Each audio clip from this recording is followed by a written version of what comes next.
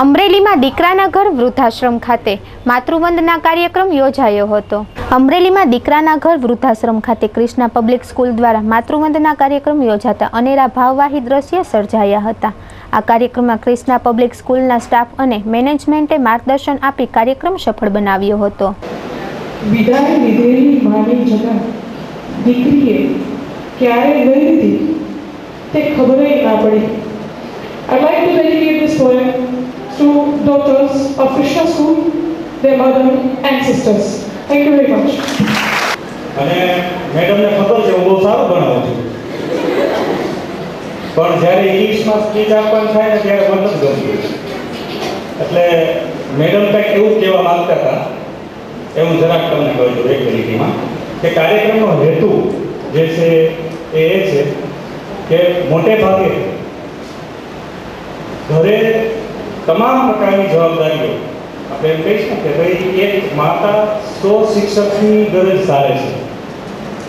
ઘરે છોકરાઓ તો મમ્મીઓને ગોલી પાતા શીખી ગયા છે, અમને ઉંમર નથી આવી, અમે 10 વાગ્યા સુધી વાંચીએ તો હું ખોટું, આ આખી દુનિયા પિક્ચર જોવા જઈ છે, નંબર વાંચવાનું નામ કરવાનું તો વગેરે। એટલે ખાસ તો માતાઓમાં જો જાગૃતિ આવશે તો જે આખો સમાજ આમ જોવા જઈએ તો એક વ્યક્તિ એક બાળક નહીં, એની અસર સમગ્ર સમાજ પર થશે અને આ એક પહેલો પ્રયાસ છે। અને અમે માનીએ છીએ કે ક્રિષ્ના સ્કૂલ આ દિશામાં સતત આગળ વધતી જ રહેશે અને એમાં વાલીઓનો પણ ખૂબ જ સહકાર અમને મળતો જ રહેશે। ત્યાર પછી હું તમને થોડી રૂપરેખા આપી દઉં। સૌપ્રથમ મહેમાનોનું આપણે પુષ્પગુચ્છથી સ્વાગત કરી દીપ પ્રાગટ્ય તરફ જશું। દીપ પ્રાગટ્ય કરી અને ત્યાર પછી આપણા મુખ્ય વક્તાઓ છે એ પોતાની સ્પીચ આપશે અને વચ્ચે એક નાની એવી ઇવેન્ટ પણ છે।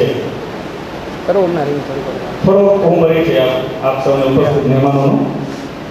સૌપ્રથમ એનું પુષ્પગુચ્છથી આપણે સ્વાગત કરશું અને પરિચય આ બધું સાથે કરશું। શ્રીમતી મંજુલાબેન જોશી, આપ નગરપાલિકાના પ્રમુખ છો। શાંત સૌમ્ય સ્વભાવની સાથે સાથે નગરપાલિકાના પારદર્શક વહીવટને પણ અંગત રસ લઈને આપ નિભાવી રહ્યા છો અને ખૂબ જ સરસ રીતે જવાબદારીને આપ વહન કરી રહ્યા છો। એવા શ્રીમતી મંજુલાબેન જોશીનું સ્વાગત અમારી સ્કૂલની વિદ્યાર્થીનીઓ દેવલબેન